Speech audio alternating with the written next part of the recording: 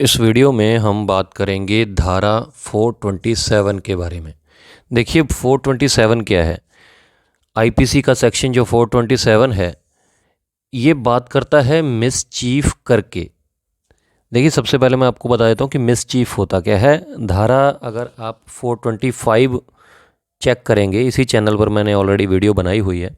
425 IPC का section कहता है कि मिसचीफ क्या है, कि जब कोई जानबूझ के इंटेंशन के साथ, इस इरादे के साथ किसी प्रॉपर्टी को, किसी और दूसरे की प्रॉपर्टी को नुकसान पहुंचाता है, उसकी शेप बदल देता है या कुछ ऐसा करता है उसकी प्रॉपर्टी के साथ, जानबूझ के ख़राब कर देता है कि जिससे उसकी वैल्यू कम हो जाती है या वो बिल्कुल यूज़ करने के लायक नहीं रहती, जानबूझ के करता है, तो उसको बोला जाता है मिसचीफ।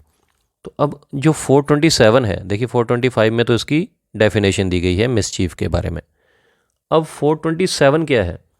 427 ये कहता है कि मिसचीफ करके मतलब जानबूझ के इस इरादे के साथ, किसी की प्रॉपर्टी को नुकसान पहुंचाने के इरादे के साथ कोई किसी की प्रॉपर्टी को नुकसान पहुंचाता है, उसकी वैल्यू कम कर देता है, ख़राब कर देता है, जिसकी वैल्यू, जो प्रॉपर्टी है उसकी वैल्यू अगर 50 रुपये है या फिर 50 रुपये से ज़्यादा है, मतलब चाहे कुछ भी है, चाहे आपकी कोई बुक है, मान के चलिए कोई 500-600 रुपये की बुक है और वो किसी दूसरे आदमी ने जानबूझ के उसके पेज फाड़ दिए, या आपका कोई भी ऐसा सामान है, चाहे आपका पर्स है, चाहे आपकी ज्वेलरी है, या कोई भी ऐसा सामान है जिसकी वैल्यू या तो 50 रुपये है या 50 रुपये से ज़्यादा है, तो उसको कोई जानबूझ के नुकसान पहुंचाता है, उसकी शेप बदल देता है, उसको ख़राब कर देता है जिससे उसकी वैल्यू कम हो जाए या यूज़ करने के लायक ना रहे, जानबूझ के मिसचीफ करके, तो फिर कौन सी धारा लगती है।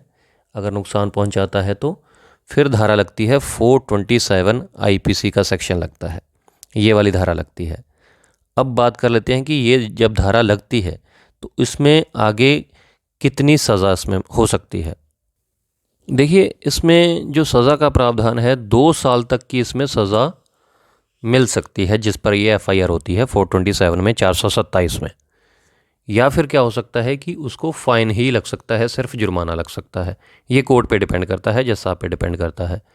या फिर ये भी हो सकता है कि दोनों ही हो जाएं, जुर्माना भी हो जाए और 2 साल की सज़ा भी हो जाए।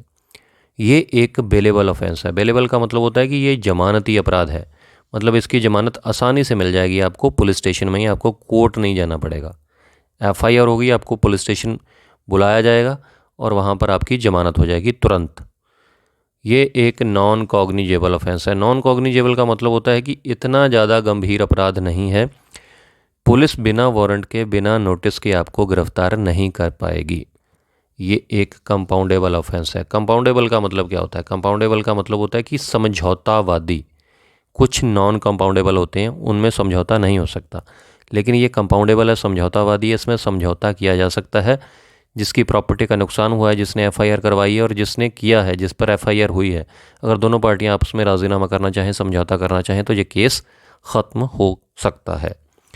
ये जो है ट्रायल, जो है जो केस है, ये लोअर कोर्ट में चलता है। जो जुडिशियल मजिस्ट्रेट होते हैं फर्स्ट क्लास, वहाँ पर ये ट्रायल चलता है।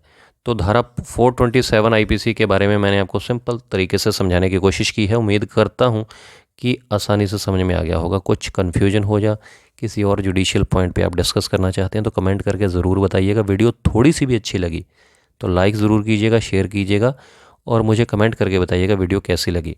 कुछ भी और पूछना चाहते हैं तो कमेंट कर सकते हैं। चैनल सब्सक्राइब कर लीजिएगा। शुक्रिया, धन्यवाद।